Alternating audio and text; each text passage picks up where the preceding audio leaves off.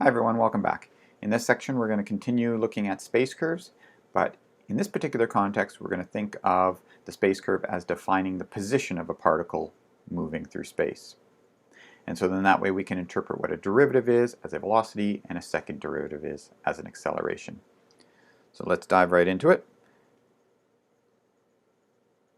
The velocity vector. So what is the velocity vector for a particle moving in space? Well, it should be a vector that consists of, well, the magnitude. And what is the magnitude? It's going to be the speed that the object is traveling in. What is the direction? The direction is just the direction that the particle is moving. So the velocity vector should encode both the speed and the direction of motion. How do we actually compute a velocity vector?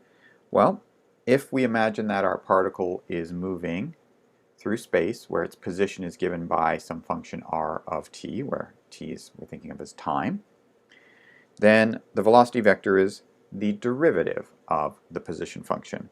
So v is equal to r prime of t. And we know how to compute the derivative of vector value functions. We just have to compute their individual component derivatives. And so then that brings us to the speed of a particle. As we said, it's just the magnitude of the velocity. And since the magnitude of the velocity, well, the velocity is r prime of t, then we can think of speed as the magnitude of the tangent vector, or the magnitude of the derivative. And so that's an interpretation we used in the previous section where I was talking about how to compute arc length. It's the integral of the magnitude of the derivative. And I said, well, we can think of this as speed. So the distance traveled along the curve is the integral of the speed. And that's where we were doing this interpretation, where the magnitude of the derivative is speed. What is the acceleration? The acceleration is just as it always is. It's the rate of change in the velocity. So the acceleration is the derivative of the velocity function, which is the second derivative of the position. So what are these things going to look like in practice? Let's get a visual for this. So we're imagining we've got a particle traveling along a space curve. So I can drag my slider and see the particle move along the curve. And we'll go back to the start again. Well, back to the start of my slider. T equals -2 through 0, and again all the way up to t equals 2. So there's my particle moving along the curve. And what we've just computed, or what we've determined, we've identified, is that if we compute the derivative and attach that vector to the point on the curve, and we also compute the second derivative, which is going to be the acceleration, then we get these two vectors. It's kind of hard to see the acceleration because it's sort of shooting down off of the workspace. But if I watch as the point moves, we can see that what's happening here is as the point's moving, the vector, which gives us the velocity, is pointing in the direction of motion. So I'm sort of looking right down on it. The particle's traveling right towards me at that moment. The magnitude of that velocity vector is how fast it's traveling. The longer the vector is, the faster it's moving. The shorter the vector is, the shorter it's moving. The slower it's moving. The acceleration vector is pointing in the direction of the change in the velocity vector. So how is the velocity vector going to change? Well, we can kind of see that we're at this point, but if I move a little bit, my velocity should be sort of moving in. It should be pointing more towards this direction here. So the velocity vector seems to be moving to the right of the screen. And we can see that as the particle moves, yep, it is. And that's what the blue acceleration vector is telling me. It's telling me which direction, or the rate of change in the velocity vector. So that's how we can interpret these velocity and acceleration vectors. Velocity vector is tangential to the curve. The acceleration vector is pointing in some direction away from the curve, sort of in some sense in the way it's bending maybe a little bit, but it's not so clear that that's really what it's doing. So that's a part of today's topic, is to try to figure out what direction is this acceleration vector pointing in. And we'll figure that out. It's related to the tangential direction, but it's also related to another direction. And we'll see what that is. So now that we've got some definitions, velocity and acceleration, and at least a visual for what these things are representing. Let's go ahead and do some calculations. The position vector of a particle is given by this function. Let's find its velocity, its speed, and its acceleration all at time t. So let's go ahead and compute its velocity. So the velocity is given by the derivative of r, and that's going to be 2e to the 2t by the chain rule, 1 over 2 root t, that's the derivative of the square root of t. And then for this last one, we can think of it as t squared plus 1 to the negative 1, so we can use the power rule with the chain rule. So that was a comma, it was kind of a big comma. Power and the chain rule, so this is going to be negative 2t over t squared plus 1 all squared. So there's our velocity function. We can go ahead and work out the acceleration function. That's the second derivative of r. So it's the derivative of the velocity, which is 4 times e to the 2t. The derivative of 1/2 of t to the negative 1/2. So that's going to be negative 1 over 4 t to the 3/2. And then the last one, we can use the quotient rule to take the derivative. If we use the quotient rule and clean it up a little bit, we get 2 times 3t squared minus 1 all over t squared plus 1 to the power of 3. And we're interested in the particular case when t is equal to 2. So what is our tangent vector there, our velocity vector there, and what is our acceleration vector? The velocity vector we get by plugging 2 in. So that's 2e to the 4, 1 over 2 root 2, and negative 4 over 25. We can go ahead and compute the speed. The speed is the magnitude of the velocity vector. So that's going to be the square root of 2e to the 4 all squared plus 1 over, so it's 1 over 2 root 2 squared, which is 1 over 8. And then we've got the last one, which is the square of 4 over 25, so that's 16 over 25 squared. And so there is our speed. The acceleration at 2 is going to be given by, take the acceleration function, plug 2 in, 4e to the 4, negative 1 over 4 times 2 to the 3/2, and then we've got 3 times 2 squared, which is 12, minus 1 is 11, so times 2 is 22 over, and then 2 squared plus 1 is 5, all cubed, so that's 5 cubed, or 125. And so there's our acceleration vector. So that's the position function and its corresponding velocity and acceleration vectors at a given point. So now we can see from that demo we just had earlier, that visual, how we can go ahead and compute those vectors in question. Let's have a look at another example. In this example, we've got a particle that has acceleration given by negative 10k hat. So it's negative 10 in the z direction. So the acceleration is in the downward direction with a magnitude of 10. What we'd like to do is, from knowing this is the acceleration vector, figure out what is our velocity and therefore position. So we're going to anti-differentiate in order to get back up to the position function. So we're going to start with the fact that a of t, which is r double prime of t, that's equal to 0, 0, negative 10. So we can anti-differentiate, and we can get then that the velocity of t, which is just r prime of t, is the antiderivative of this. So the antiderivative would be 0, 0, negative 10t plus a constant of integration for each of the components we just anti-differentiated. So our constant of integration, it's a constant vector, so one constant for each of the 3 components. So I'll call it v naught. The reason I'm going to call it v naught is because if I plug 0 in for t, so v of 0, the vector here is just 0, 0, 0, and negative 10 times 0, which is 0. And so that means v of 0 is whatever this constant is. So that's why I've called it just v naught in advance. So it's some constant. So we'll say for some constant v naught. Okay, so what is that constant? Well, we're given some information here. We're given that v0 is 1, 1, negative 1. And so that's really telling me that that constant is 1, 1, negative 1. But we'll see how we can verify this. So we've got v0. That's supposed to be 1, 1, negative 1. But we've just computed what it is, and in terms of what we've computed, it is going to be the 0 vector plus v naught. And so therefore our constant of integration v naught is precisely equal to 1, 1, negative 1.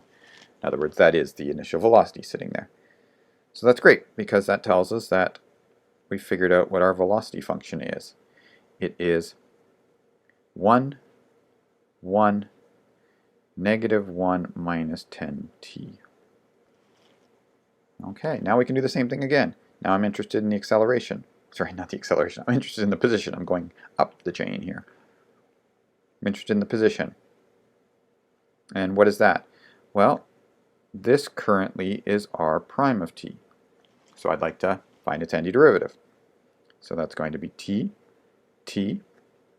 negative t minus 5t squared, plus the constants of integration I get for each of those. And so that's going to be r naught. Again, that is, just by the argument from before, that's the initial position. And we've got that in the question. That's equal to 230. So this becomes t plus 2, t plus 3, and negative t minus 5t squared plus 0. So I'll say where r0 is equal to 230. That's that bit right up there.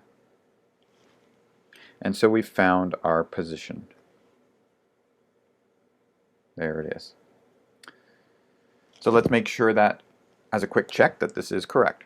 So if I differentiate it twice, the first component is linear, so its derivative would be 0. The second component is linear, its derivative is 0. The third component is quadratic, so when I differentiate it twice, I get an answer of negative 10.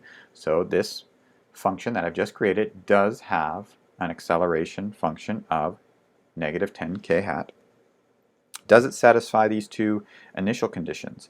Well, when I plug t equals 0 into this expression, I get 230. So it satisfies the initial position condition. Does it satisfy the initial velocity condition? Well, when I differentiate it, I get to here. And that one satisfies when I plug t equals 0 in. It gives us the value of 1, 1, negative 1. So yep, this is correct. It satisfies all the conditions I wanted it to satisfy. So this is an example of, the negative 10 wasn't chosen arbitrarily here in a sense. This is very close to 9.8. So you can think of this as, if you've got an object which is falling under the force of gravity, and we're neglecting friction and all of that, so the acceleration of that object is due to the gravitational pull on it. And if we're imagining it being dropped near the surface of the Earth, then gravitational pull is about negative 9.8. So 9.8 in the downward direction. So this would be the acceleration function given to a falling object with no friction, no air resistance. And so what that means is this r of t gives us the position of that falling object. So it's very nice. What we've actually done is just solved a physical problem here using anti-differentiation. Let's carry this one step further and look at projectile motion. So we've got a projectile fired with an initial speed of 500 meters per second at a given angle of elevation. So we're imagining we fire a projectile at 30-degree elevation. Then what happens is that projectile is going to go to some maximum height and then come down and strike the ground at some point, namely the elevation that it was launched from, if we are imagining we're firing it on a horizontal ground. And what we'd like to do is we'd like to figure out the range of the projectile. So where does it hit? that would be the range. What is this distance here that it's traveled? What's the maximum height reached? And what's the speed at impact? So as soon as it impact, what is the speed? So that means right at that point there's some velocity vector that the object is traveling with, and we need to know the magnitude of that to figure out what its speed is. So those are the things we're interested in. So where are we going to start with this? Well, this is a projectile. It's traveling near the surface of the Earth, so the force that's acting on it is the force due to gravity. We're going to assume air resistance isn't a factor here. There's no drag. So what this means is that acceleration is equal to negative g j hat. So we're thinking of this as the y direction and the horizontal as the x direction. So this is negative g j hat, where little g is the acceleration due to gravity.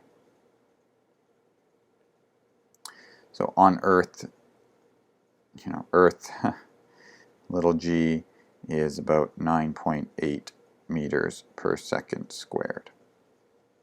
We should make that look more like an m, meters per second squared. So that's our acceleration function. We can take its antiderivative to get the velocity, so that's negative gt j hat plus a constant of integration, that's v naught.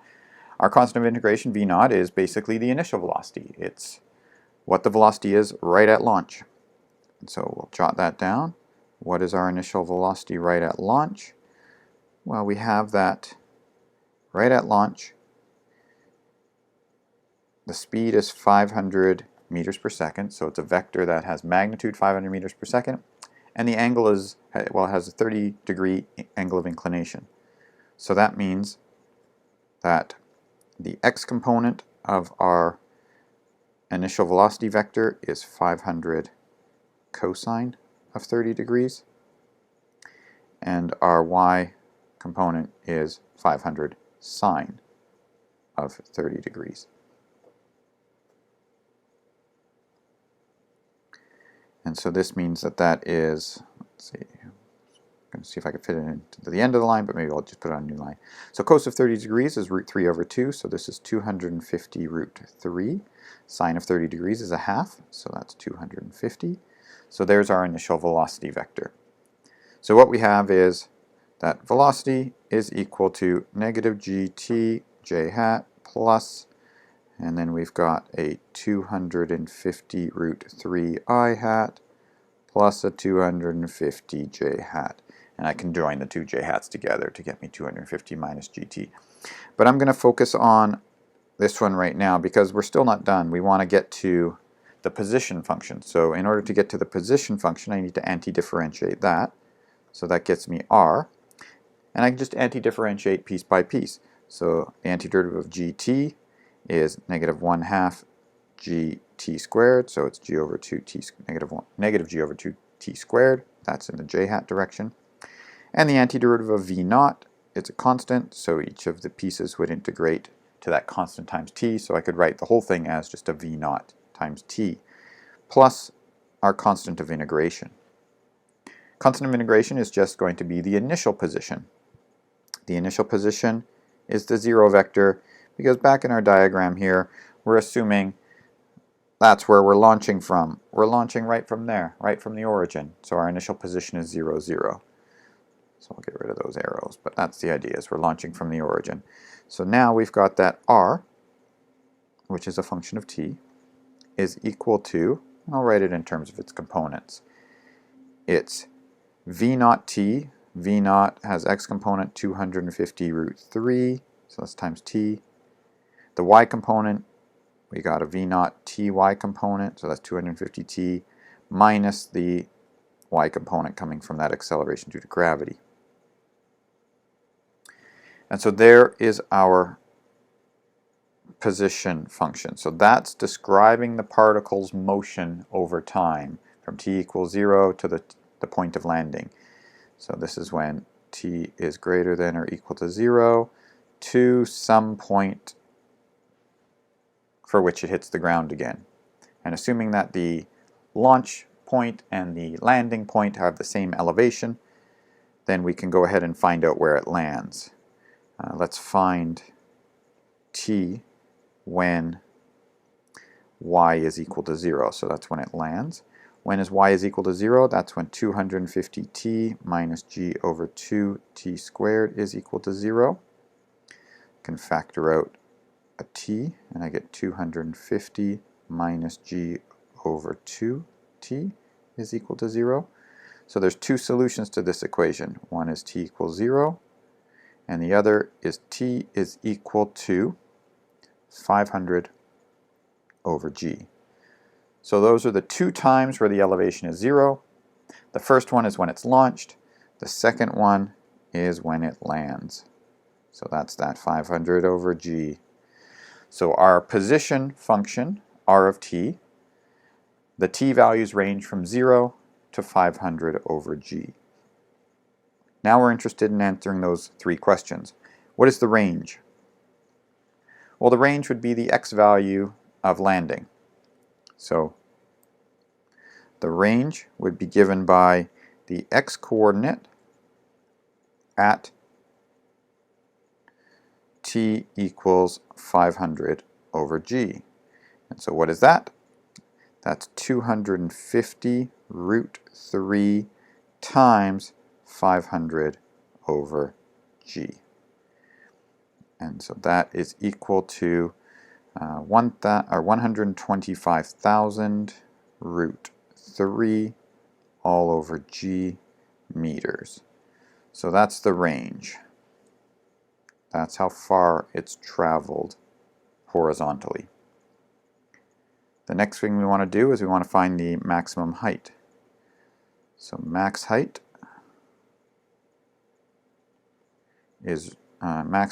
occurs when the rate of change in the y direction is 0. So when it's no longer increasing in height or decreasing, when the derivative, or when the y rate of change in y is 0, when the particle is no longer has a rate of change in the vertical direction. That's the maximum height. So the max height occurs when the y prime is 0. So when is that? So that's when 250 minus gt is equal to 0, or in other words, where t is equal to 250 over g. So that's the time it reaches its max height. 250 over g, oh, we can notice something here. T equals 0 is when it's launched, t equals 500 over g is when it lands, and exactly halfway through its flight is when it reaches its max height. That's 250 over g. So we know the time it reaches its max height. Now we can go ahead and compute the actual height. So we go y at 250 over g, and I've got my r function, my vector valued function at the very top, which is giving my position. So we want the y component of that at 250 over g. So that's 250 over g plugged in for t minus g over 2, 250 over g squared. We can factor out a 250 squared and a g from each of them, and we get a 1 minus a half. So we get 250 squared over 2g. And that has a value of 30,250 over g meters. So there's our maximum height. Max height. And lastly, we're interested in the speed of impact. Now you might be able to figure this out without having to actually do any calculations. What would speed of impact be? Well, because we're assuming there's no air friction, no air resistance, then we've got the particle launches, it's traveling through space. The only thing acting on it is gravity. That's causing the rate of change in the vertical direction. The horizontal direction, there's no change in that. Its rate of change in the horizontal direction is always the same. That's telling us exactly in the velocity function that it's always moving in the horizontal direction at 250 root 3 meters per second. So if it launches with a speed of 500 meters per second, it should be landing with a speed of 500 meters per second. It's just the direction will have changed. And the direction is indicated by those arrows, those launch arrows and the landing arrows. So let's see if that's the case. So what's the speed at impact? Well, we'll work out the velocity at the point of impact. That's v at 500 over g. V, if we can scroll up and see if we can find it. So there's v. We want to work it out at a time of 500 over g. So it's 250 root 3 is the x component. And then the y component is 250 minus g times 500 over g. And so that's 250 root 3 and negative 250. So that is basically our initial velocity vector, except the y component is now negative rather than positive, and that's because it's coming down now. And so what is the speed? The speed is the magnitude of this. And the magnitude of that vector is 500 meters per second. And so we found the speed of impact. It's the same as the speed at launch, and that's because there was no air friction, there was no loss of energy here. The only force on it was the force due to gravity, and that was causing it to move in the up and down direction. That was causing the rate of change in that direction, but the horizontal direction, there was no rate of change. There was no change in the horizontal speed. It was always 250 root 5. All right, so that's it for this example. In the next part of this lecture, we'll get into more on the acceleration vector and trying to break it down into components to try to figure out which direction does the acceleration vector point in. The velocity vector always points in the direction of motion. It's always tangent to the curve. What about the acceleration vector? Which direction does it point in?